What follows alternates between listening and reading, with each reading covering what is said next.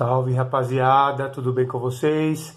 Espero que todos vocês estejam bem, em paz, com saúde e que vocês se conservem assim para que em breve nós estejamos juntos novamente. Eu, professor Maurício, dando continuidade ao nosso estudo dos números complexos, nós vamos falar na videoaula de hoje inicialmente sobre os conjuntos numéricos. Entre os conjuntos numéricos já conhecidos, nós tínhamos inicialmente o conjunto dos números naturais. Os números naturais surgiram, na verdade, pela necessidade de o homem contar, né? Então, o conjunto dos números naturais, aquele representado pela letra N, né? O conjunto dos números naturais, aquele representado pela letra N, né? Nada mais é do que o conjunto dos números positivos, incluindo o zero. Então, 0, 1, 2, 3, 4, 5 e todos os números positivos até o infinito, né? Então, esse é o conjunto dos números naturais.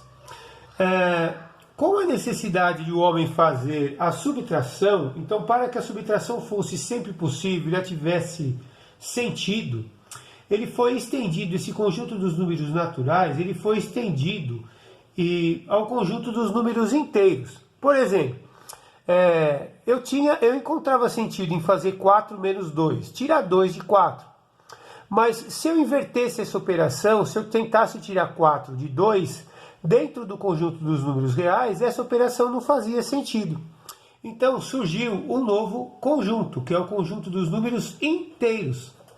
Aquele representado pela letra Z, né?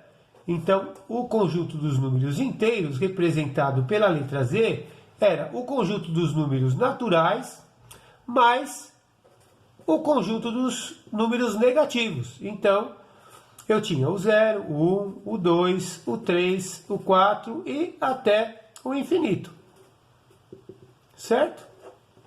Então, esse conjunto dos números inteiros tinha dentro dele o conjunto dos números naturais e também o conjunto dos números negativos, né? O menos 1, menos 2, menos 3 até o infinito. Então, eu posso dizer que o conjunto dos números naturais ele está contido dentro do conjunto dos números inteiros, certo? Então, aqui dentro desse conjunto tem o conjunto inteiro dos naturais, ou seja, o conjunto dos números naturais é um subconjunto do conjunto dos números inteiros, certo? Para que também a divisão tivesse sentido, para que fosse possível efetuarmos a divisão, esse conjunto dos números inteiros ele foi estendido e nós obtivemos o conjunto dos números racionais, que podem ser escritos na forma de uma fração.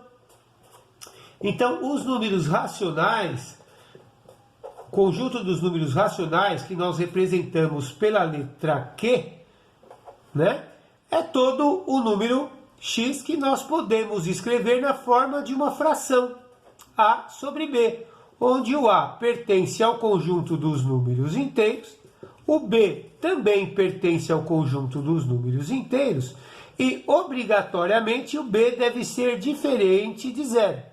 Ok? Porque não tem sentido matemático dividir por zero. Eu não posso ter zero no denominador de uma fração. Então, o conjunto dos números racionais são todos os números que podem ser escritos na forma de uma fração, incluindo, então, dentro desse conjunto, o conjunto dos números inteiros.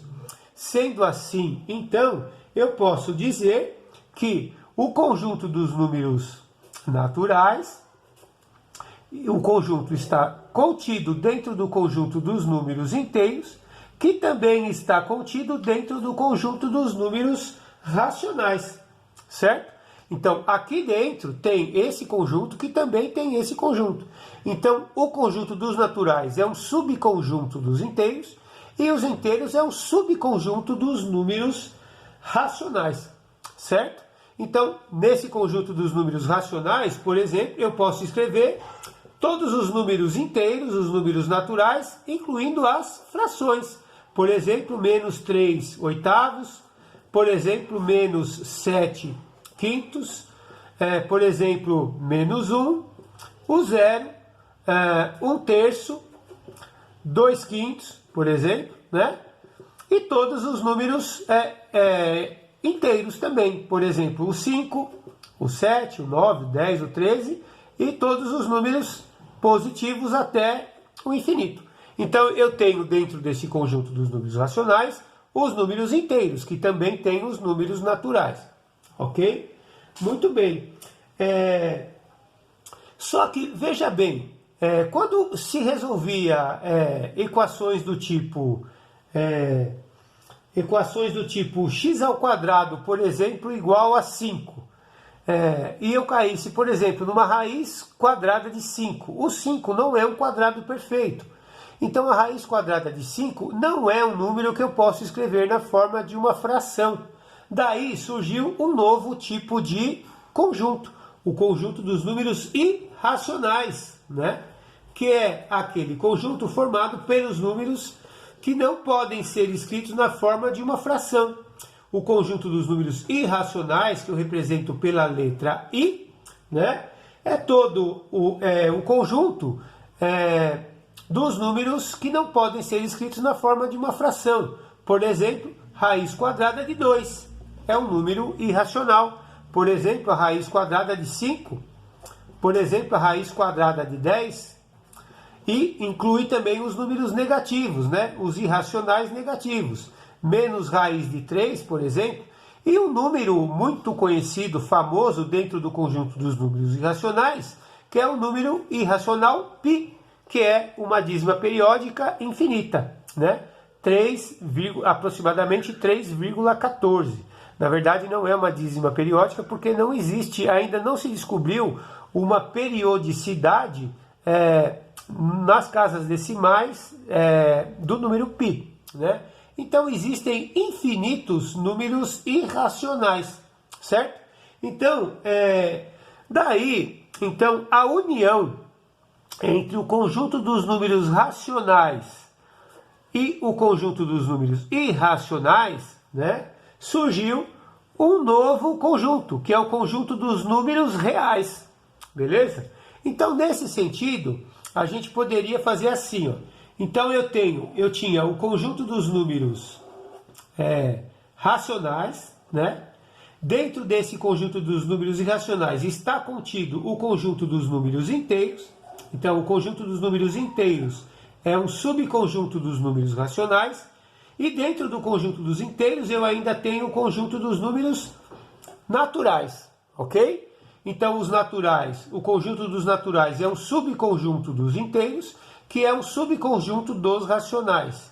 E aqui fora, eu tenho o conjunto dos números irracionais.